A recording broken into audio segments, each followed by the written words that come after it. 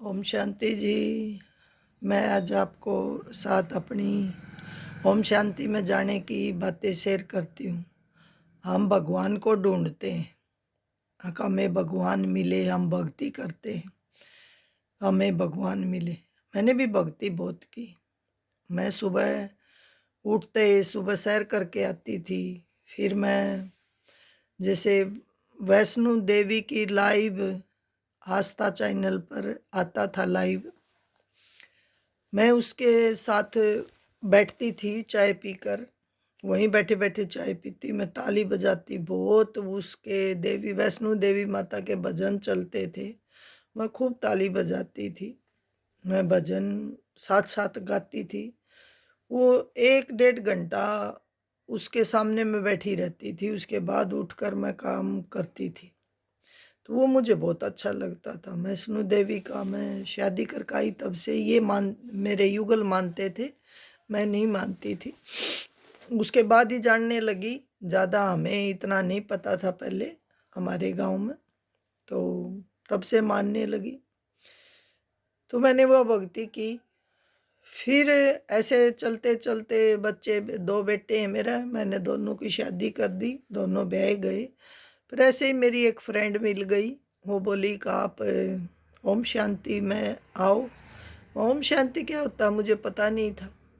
बोला आप तो फारिग हो गए बच्चे शादी करके, अब तो आओ देखो तो सही, आत्मा क्या है, परमात्मा क्या है, शिव क्या है, शंकर क्या है।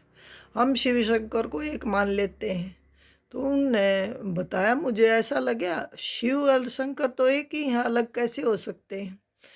तो मैंने सोचा, मैं कहा ठीक है मैं आती हूँ। मैंने इनसे, मेरे युगल से पूछा, तो बोले चली जा।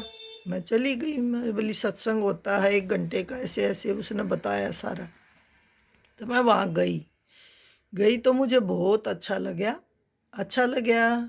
मैं चलती रही, एकदम निश्चय नहीं होया। हाँ जाती रही, मुझे अच्छा लगा। मुरली सुनते थे, मुरली मैं आपको फिर बताऊंगी, आज तो मैं पहले ही अपनी बात बता रही हूँ।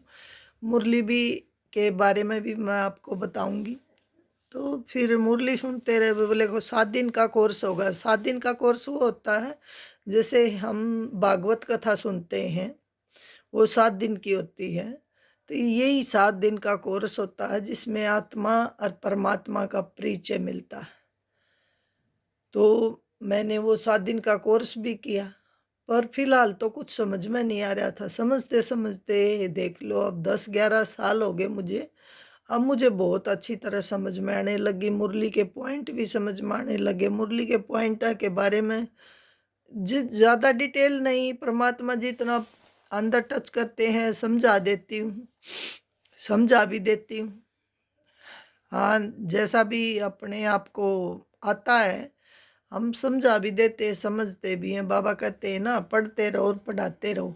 अपने जैसे आप बाप समान बनो और अपने समान औरों को बनाओ। हम बाप समान बनेंगे तभी तो हम औरों को अपने समान बनाएंगे, तभी वे बाप क्यों बनेंगे।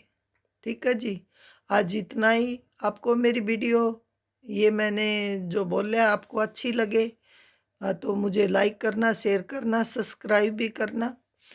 और अच्छा सुनना लगे तो मैं आपके लिए और अच्छी ऐसे ज्ञान की वीडियो बनाऊंगी। मुरली भी सुना कर दिखाऊंगी, मुरली में क्या बोलते हैं परमात्मा, मैं वो भी पॉइंट छाट छाट कर आपको सुनाएंगी। ओम शांति जी।